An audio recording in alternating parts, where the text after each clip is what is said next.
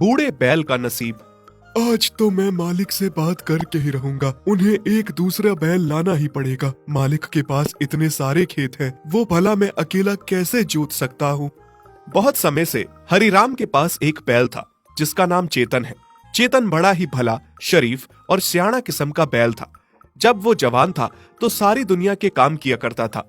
हरिराम उससे एक दिन में 10-10 खेत जुतवाने का काम लिया करता था। लेकिन समय के साथ ही अब वो बूढ़ा हो चुका था और वो पहले जैसा काम नहीं कर सकता था।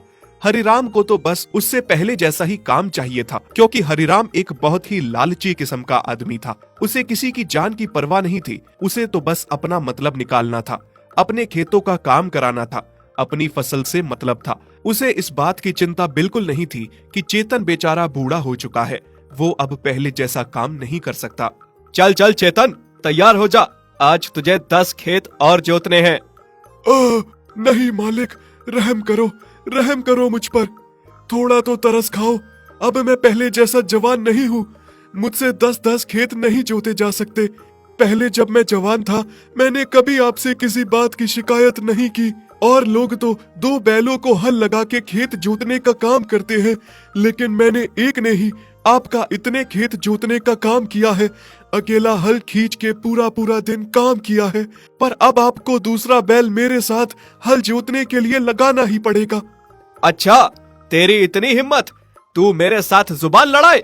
दूसरा बैल कहाँ से लेकर आऊंगा? दूसरा बैल लाऊंगा तो उसके लिए अलग से खर्चा होगा। उसके दाने पानी पर भी, उसके चारे पर, उसकी सेवा में, हर चीज पर खर्च होगा। तू क्या कम खाता है जो एक दूसरा बैल को ले आऊं? अगर तू काम करता है तो फ्री का नहीं करता है, खाता भी उतना ही है। चेतन सही कह रहा है बाबा, आप खुद ही देखिए ना, वो कितने लंबे समय से हमारे घर का काम करता आया है।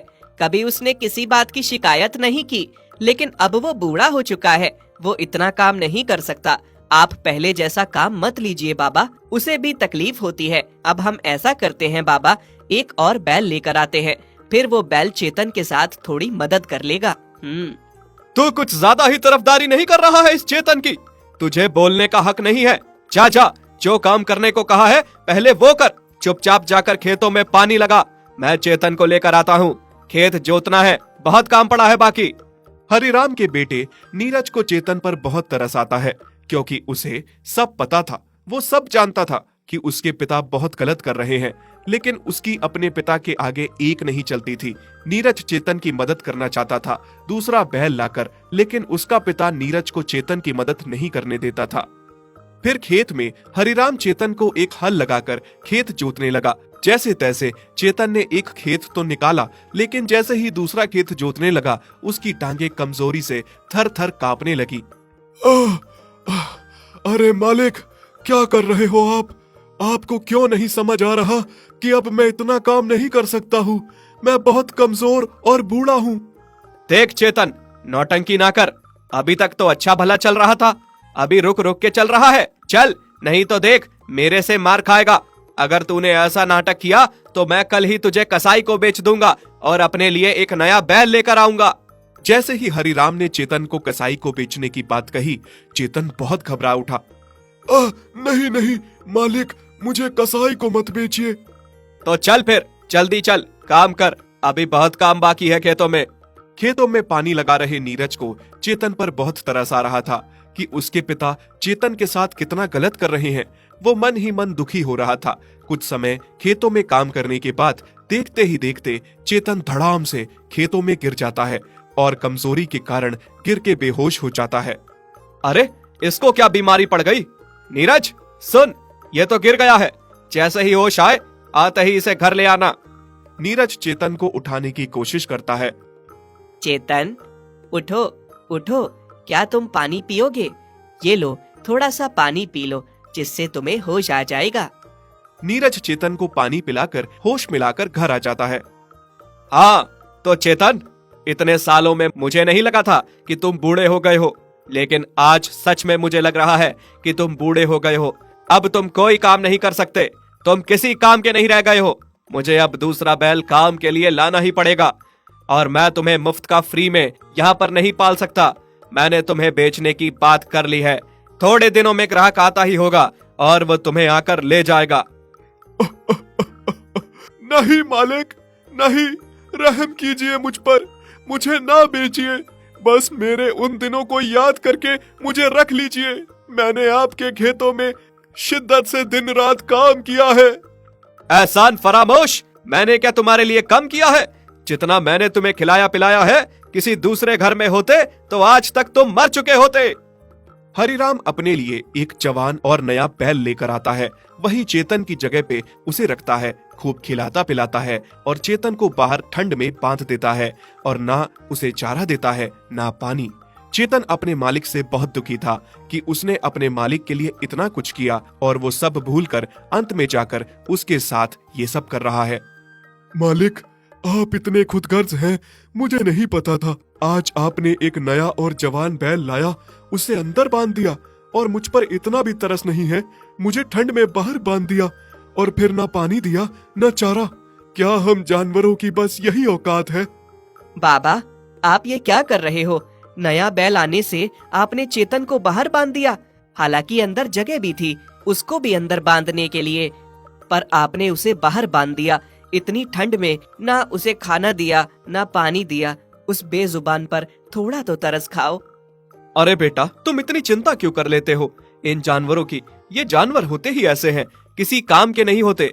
कुछ समय तक काम आते हैं, उसके बाद फिर बूढ़े हो जाते हैं, फिर किसी काम के नहीं रहते। और वैसे भी इस चेतन का हमें करना ही क्या है, चाहे ठंड में बंधा हो या अंदर, और चारा पानी देकर ऐसे ही क्यों बर्बाद करना है?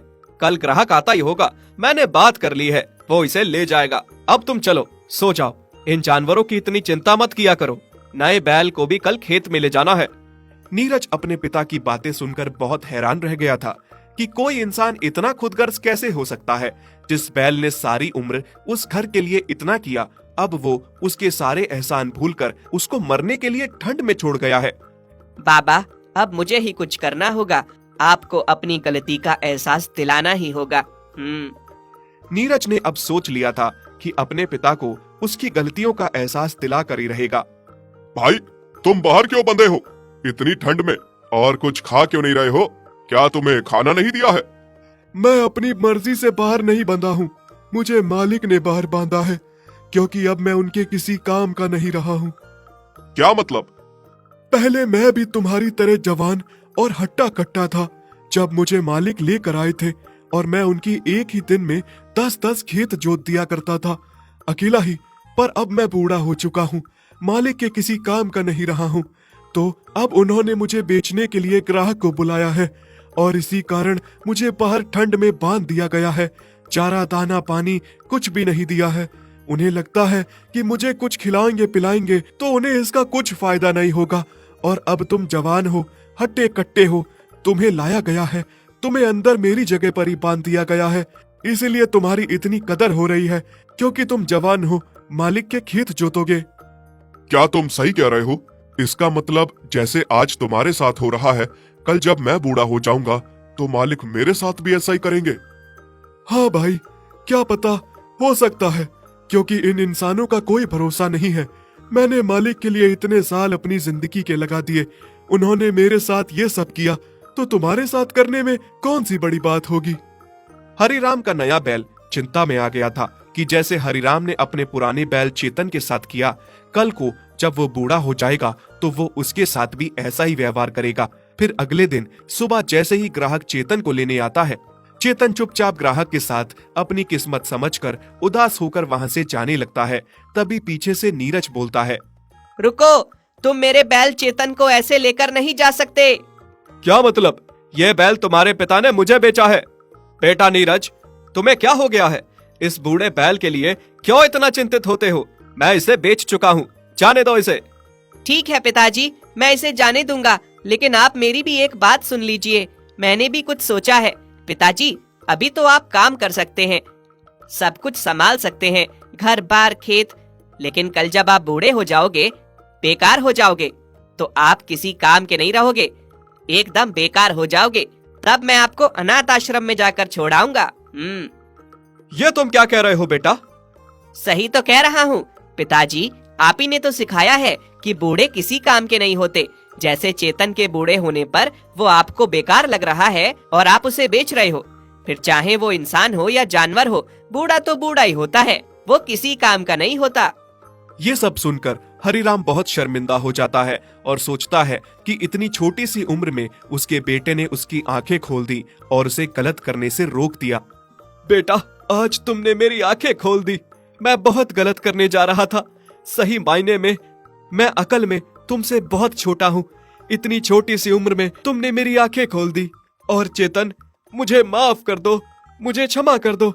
कितना गलत था मैं, तुम्हारे एहसानों को भूलकर तुम्हारे साथ इतना गलत करने जा रहा था। आज अगर मेरा बेटा नहीं होता तो मेरी आंखें नहीं खुलती और मैं कितना बड़ा पाप कर बैठता। मुझे माफ कर दो। हरिराम की आंखें खुलने के बाद वो कहता है कि उसे चेतन को नहीं बेचना है और वो चेतन को अपने पास ही रख लेता है। चेतन, अब तुम कहीं नहीं जाओगे, तुम यही रहोगे मेरे पास। जिस तरह से तुमने सारी उम्र मेरे लिए इतना किया है, अब मेरा कर्तव्य बनता है कि मैं तुम्हारी सेवा करूं। मुझे अपनी सेवा करने का मौका दो। मालिक, मुझे बहुत खुशी है कि आपको समझ में आ गया कि हम जानवरों में भी जान होती है, हमारे अंदर भी दिल होता है, हमें भी अच्छे बुरे की पहचान होती है और हमें भी तकलीफ होती है। मैं धन्यवाद करता हूँ छोटे मालिक का कि उन्होंने आपको इस बारे में एहसास दिलाया। नहीं चेतन, तुम मेरा धन्यवाद मत करो, ये तो मुझे करना ही था। तुमने हमारे लिए इतना कुछ किया है तो हमारा कर्तव्य नहीं बनता क्या तुम्हारे लिए? अगर तुमने हमारे लिए कुछ भी नहीं किया होता तो भी हमारा कर्तव्य बनता कि हम तुम्हारी सेवा करें बुढ़ापे में। इस तरह से हरिराम चेतन को वापस रख लेता है और बुढ़ापे में उसकी खूब सेवा करता है। दोस्तों, इस कहानी से हमें यह सीख मिलती है कि बूढ़ा चाहे किसी का भी हो, इंसान का हो या जानवर का हो, बूढ़े होने पर किसी की महत्वता कम नहीं होती। अगर हम उसकी जवानी में कदर करते हैं तो बुढ़ापे में भी हमें उसको उतना ही सम्मान देना चाहिए। अगर आपको हमारी ये वीडियो अच्छी लगी तो प्लीज़ हमारे फेसबुक पेज को लाइक, शेयर, कमेंट और फॉलो ज़रूर करें।